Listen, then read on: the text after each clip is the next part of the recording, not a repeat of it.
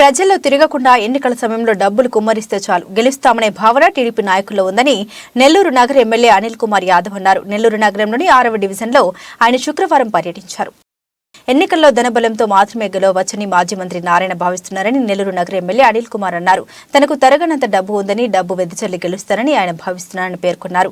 నెల్లూరు నగరం 6వ డివిజన్లో ఆయన పర్యటించారు. ఈ సందర్భంగా ఆయన మాట్లాడుతూ టికెట్ ఎవరికి ఇచ్చినా పనిచేస్తామని అనిల్ కుమార్ స్పష్టం చేశారు. బ్యాలెట్ పేపర్పై తన బొమ్మ తప్పకుండా ఉంటుందని ఆయన తెలిపారు. మౌలా సాహెబ్ వీధి, పప్పుల వీధి ప్రాంతాలకు సంబంధించి 40 లక్షలతో నిర్మిస్తున్న సీసీ డ్రైన్లు, సీసీ రోడ్లకు శంకుస్థాపన చేశారు. స్థానిక డివిజన్లో ఎక్కడెక్కడ పెండింగ్ పనులు ఉన్నాయో అన్నింటినీ పూర్తి చేస్తామని, అలాగే నగర నియోజకవర్గంలో అన్ని రకాలుగా అభివృద్ధి పనులు చేస్తున్నామని తెలిపారు.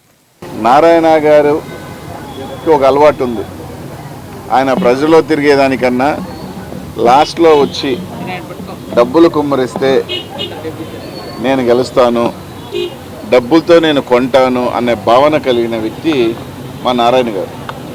ఆయన ఏమి ప్రజల్లో తిరిగో 10 మందికి మంచి చేసో 10 మందికి సాయం చేసుకోడు. నాకు తరగనంత డబ్బు ఉంది. ఆ డబ్బుతో వెదజల్లైనా సరే 200 కోట్ల రూపాయలు బడ్జెట్ పెట్టుకున్నా కేవలం ఒక 10,000 రూపాయలు ఫీజు పెంచితే నాకు 200 వచ్చేస్తుంది అన్న బడ్జెట్ పెట్టుకొని వచ్చిన వ్యక్తి.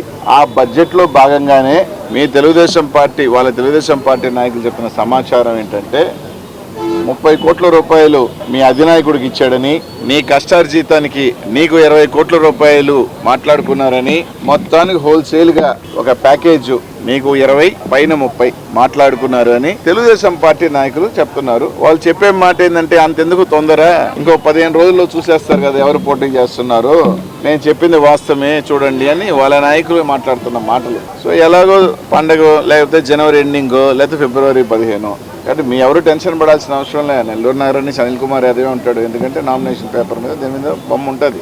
కానీ మీ బొమ్మ ఉంటుందా లేదా అన్నది మాత్రం బొమ్మ ఉండే పనే లేదు.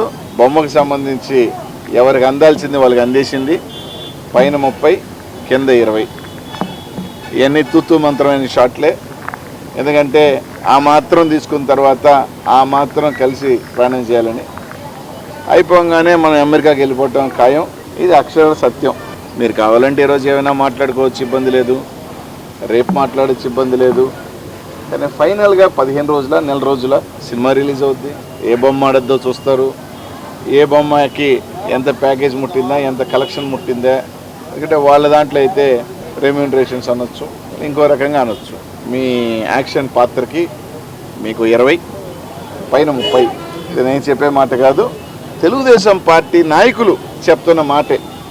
నాది తప్పో ఒప్పో లేకపోతే వాళ్ళు చెప్పింది నేను మాట్లాడింది తప్పో ఒప్పో 15 రోజుల నెల రోజుల వేసి చూడమంటున్నారు వాళ్ళే. ఎందుకు తొందర, మేము చెప్పింది కరెక్టు అనేది 15 రోజులు 20 రోజులు మా నారాయణ గారు బాగా సర్దేశాడు.